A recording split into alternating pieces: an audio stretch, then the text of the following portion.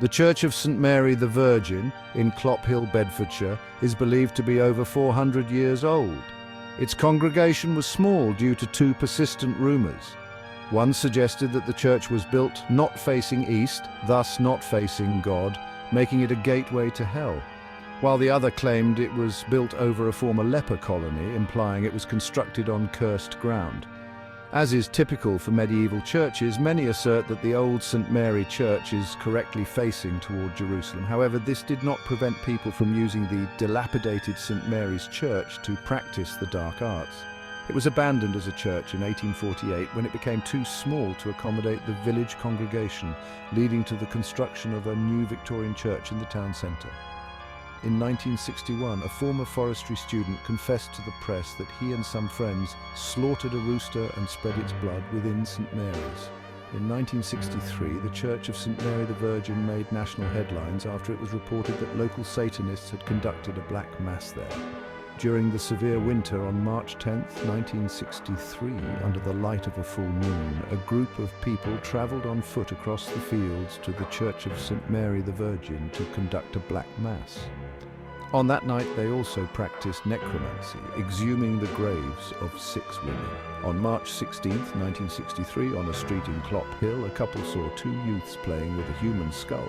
The youths claimed they had found the skull inside St Mary's. Within the church's nave, on the floor, were the bones of Jenny Humberstone, who had died in 1770 at the age of 22.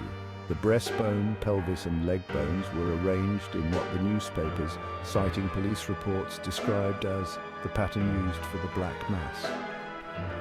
In April of 1963, a 12-year-old boy discovered evidence of decapitated cows in the area. On Midsummer's Eve, 1969, graves were disturbed and the bones were arranged in a ritual pattern. The identities of the perpetrators and their motives were never determined, but it is believed that the act was related to a black mass. The rector tried to rebury Jenny Humberstone's bones, but was prevented from doing so. Instead, he hid the bones and became convinced that he was being watched. Reverend Lewis Barker and I quote, "All the time I was haunted by the fear that the ghouls responsible for this dreadful event would be watching me. I dreaded lest they should again profane and violate the church." End of quote.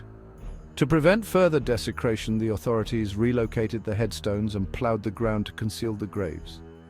The headstones now rest against a wall near the graveyard. Since 1979, there have been no further reports of grave desecration. The atmosphere is described as eerie and unsettling. Over the years, numerous people have reported strange occurrences near the church, such as sightings of mysterious hooded monks and tall, dark figures. Paranormal investigators continue to investigate the church. However, the old St Mary Church is guarded with a locked gate and an array of CCTV cameras monitoring the area, which is also equipped with an alarm system. Nighttime visits are prohibited. Nestled in the picturesque Kent countryside lies the village of Pluckley. This quaint and seemingly serene village holds a dark and eerie distinction. It is reputed to be the most haunted village in all of England. Several of the village ghosts are connected to the Deering family, who held the title of Lords of Pluckley's manor house, Surrendon Deering, for many centuries. Its narrow lanes and ancient cottages whisper with tales of restless spirits and ghostly apparitions. At the very heart of this paranormal epicenter stands the historic St Nicholas Church. This ancient church has been a silent witness to centuries of spectral activity, its graveyard filled with tales of the paranormal. St Nicholas Church has stood watch over Pluckley for centuries. Another member of the Deering family is the Lady in Red, named after the red rose she was buried with and now carries as she haunts St Nicholas churchyard. She was interred in a lead coffin in the 1100s. The Lady in Red roams among the gravestones in St Nicholas churchyard, mourning and searching for her stillborn baby. From time to time, she is seen near the rear entrance of the church, which the Deering family built in 1475. The White Lady, another ghost from the Deering family, was interred inside 7 coffins and an oak sarcophagus. She haunts the interior of St Nicholas Church. The ghost of a former miller is also rumoured to haunt the churchyard, searching for a long-lost love. The sorrowful story of the monk who haunts the graveyard is shrouded in mystery. It's unclear whether the monk and the Lady of Rose Court were friends or lovers. However, the monk is said to have died of a broken heart, while the Lady of Rose Court took her own life by consuming poisonous berries and ivy. The monk is said to be sighted in the St. Nicholas Church graveyard at night. People have reported seeing lights in the church's windows when no one was inside. Why are churches often associated with paranormal activity? Is it their age, the weight of the emotions they have witnessed? Or is it something more? Perhaps churches, as places of worship, serve as conduits to the other side, places where the veil between worlds is thinnest. Whatever the reason, haunted churches hold a particular fascination. They remind us that there are forces beyond our understanding, forces that defy explanation, and that sometimes the echoes of the past refuse to be silenced. The stories of St. Mary the Virgin in Clophill and St. Nicholas Church in Pluckley are more than just ghost stories. They are woven into the very fabric of these ancient walls, echoing through the corridors and whispering among the pews.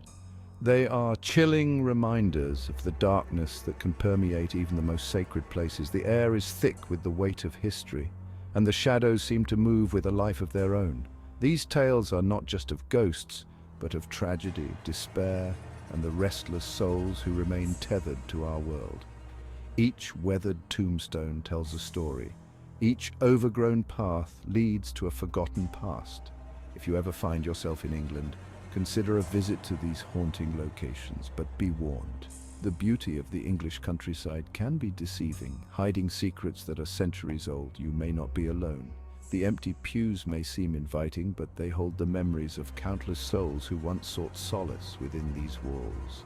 The spirits of those who came before may be watching, listening. The very air seems to hum with their presence, a constant reminder that the past is never truly gone, waiting for the living to cross over into their realm.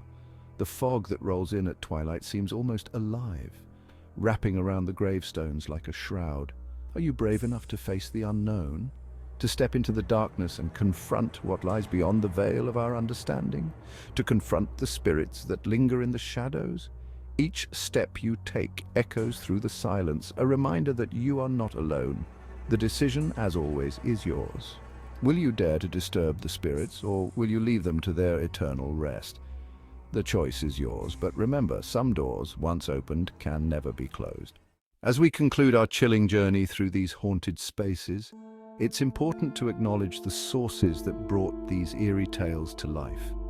The photographs and visuals you've seen are not just images, but windows into the past, capturing the essence of these haunted locations. Credits for these hauntingly beautiful images go to iStock, Shutterstock, Pexels and Unsplash, Clophill Church, Brookie, CC, BySA 3.0, via Wikimedia Commons Parish Church, Clophill, Rodney, Burton, St. Nicholas Parish Church, David Hillas, St. Nicholas Parish Church, Pluckley by David Hillas, CC, BySA 2.0, via Wikimedia Commons. Take a moment to appreciate the artistry behind the lens, for without these images, the tales of Clophill, Pluckley, and beyond would remain just whispers in the dark.